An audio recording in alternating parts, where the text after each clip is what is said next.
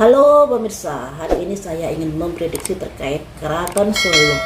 Siapa sebenarnya kalau menurut dari energi alam ini yang lebih sesuai menjadi raja di Keraton Solo? Apakah Purbaya, apakah Ngabehi? Karena masing-masing dua orang ini memiliki pendukungnya masing-masing yang pada akhirnya terjadi perseteruan dan lain sebagainya. Mari kita prediksi siapa yang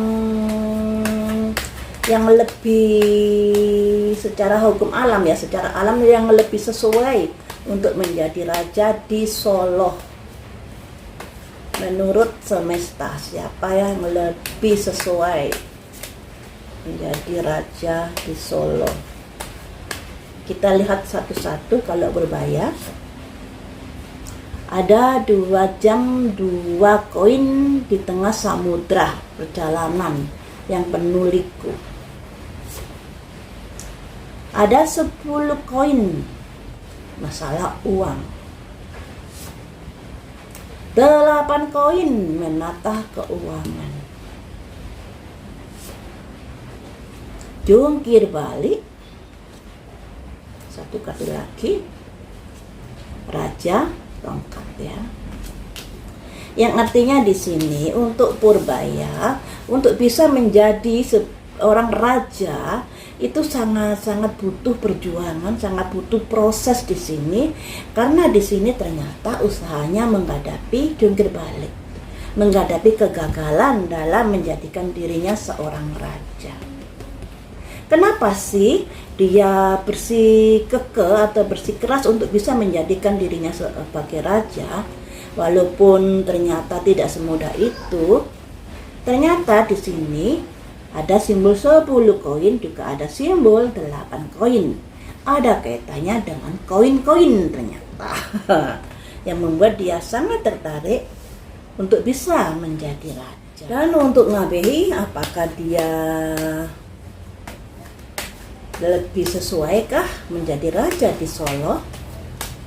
Untuk Ngabehi, 5 koin.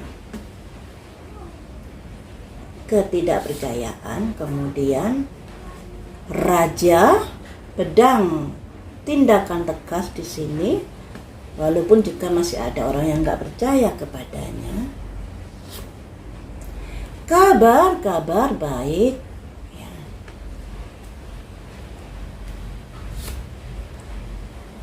6 pedang, adanya upaya untuk menghindari sebuah perseteruan. 1 kartu lagi, pihak ketiga. Jadi di sini teman-teman, masing-masing dari baik Purbaya maupun Ngabehi ada kelemahan juga ada kelebihannya. Nah, kalau dari Purbaya di sini kekurangannya adalah di materi. Di materi, karena di sini ada simbol 5 koin. Kalau dibanding dengan Purbaya dalam hal materi, Ngabehi ini kalah jauh dengan Purbaya. Bisa juga karena pendidikannya juga kalah jauh dan lain sebagainya. Akan tetapi di sini ada yang memutuskan bahwa Ngabehi harus yang menjadi raja. Simbol raja pedang. Ada yang memutuskan dengan tegas bahwa Ngabehi yang harus menjadi raja di sini. Kenapa begitu? Ternyata di sini ada simbol kabar-kabar baik. Nah, kabar-kabar baik inilah yang membuat Ngabehi ini ada kemudahan untuk dijadikan raja di Solo. Dan juga ada upaya-upaya agar Ngabehi ini tidak crash atau tidak kontra dengan Purbaya. Jadi di sini sekalipun Ngabehi sudah dikasih mandat untuk menjadi raja, tapi diminta Ngabehi ini tidak sampai terjadi chaos dengan saudaranya yaitu Purbaya. Harapannya seperti itu. Dan di sini ada simbol kerjasama dari pihak ketiga. Jadi Ngabehi ini lebih dipercaya oleh pemerintah untuk bisa menjadi raja di Solo, dalam mengelola Solo. Walaupun secara pendidikan atau secara keuangan dari Ngabehi ini masih kalah jauh dengan Purbaya. Tapi di sini pemerintah lebih mempercayakan Keraton Solo ini kepada Ngabeyi, karena di sini ternyata ada kabar-kabar baik. Nah, kabar-kabar baik ini berarti bisa pulungnya jatuh ke Ngabeyi, atau nah kalau dari Purbaya ini lebih ini masalahnya. Nah, uang besar di sini, uang besar, kemudian dan tidak semudah itu untuk menjadikan, ya jungkir balik, menjadikan dirinya sebagai raja di Solo. Jadi dukungan secara alam dan secara energi ini lebih mengarah ke Ngabeyi yang menjadi raja di Solo. Nah, kemudian ingin saya prediksi, apakah hubungan mereka berdua nanti setelah Ngabeyi diangkat sebagai Raja Solo bisa menjadi akur kembali atau tetap berseteru sesama saudara ini? Tergantung dari seorang ratu di sini. Digambarkan seorang ratu bawa cangkir. Nah, tergantung dari seniornya. Seniornya seorang perempuan di sini. Tergantung dari orang ini. Kalau orang ini tidak mendukung, tentunya mungkin kekuatan dari kayak Purbaya menjadi berkurang. Nah, ini loh, seniornya seorang yang memiliki kedudukan,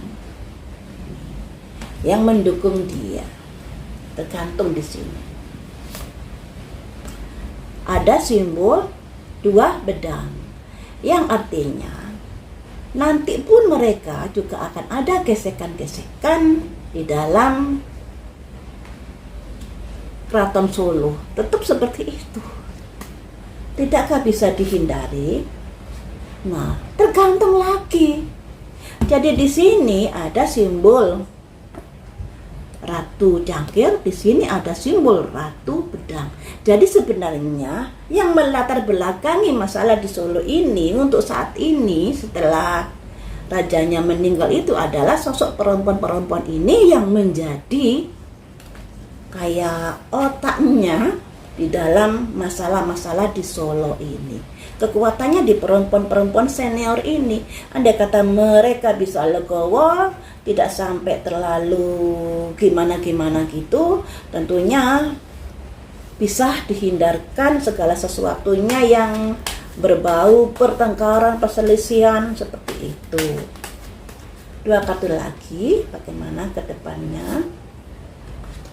Nah, ketika 2 orang ini, orang perempuan-perempuan yang memiliki kedudukan ini bisa legowo, bisa kerjasama, apa yang akan terjadi?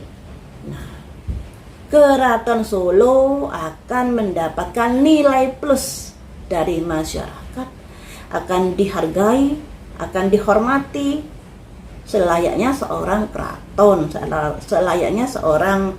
selayaknya sebuah kerajaan, ya.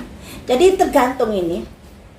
Ngabeyi sama Purbaya ini sebenarnya ada sosok-sosok di belakang mereka, dan sosok-sosok ini adalah perempuan-perempuan yang sangat memiliki pengaruh besar di Keraton Solo itu. Yang perempuan ini dukung Ngabeyi, yang perempuan ini dukung Purbaya, dan inilah sebenarnya yang harus bisa menerima legowo di sini, karena ternyata pulungnya itu jatuh di tangan Ngabeyi di sini.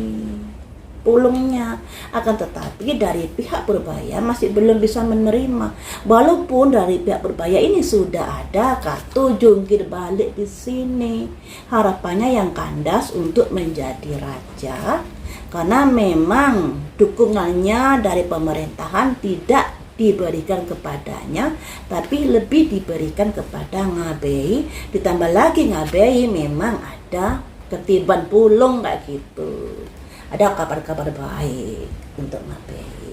Jadi semoga perseteruan ini bisa diminimalkan, bisa dihindari terkait dari sosok wanita di belakang mereka yang memainkan peran di dalam pertikaian di kasus Keraton Solo ini.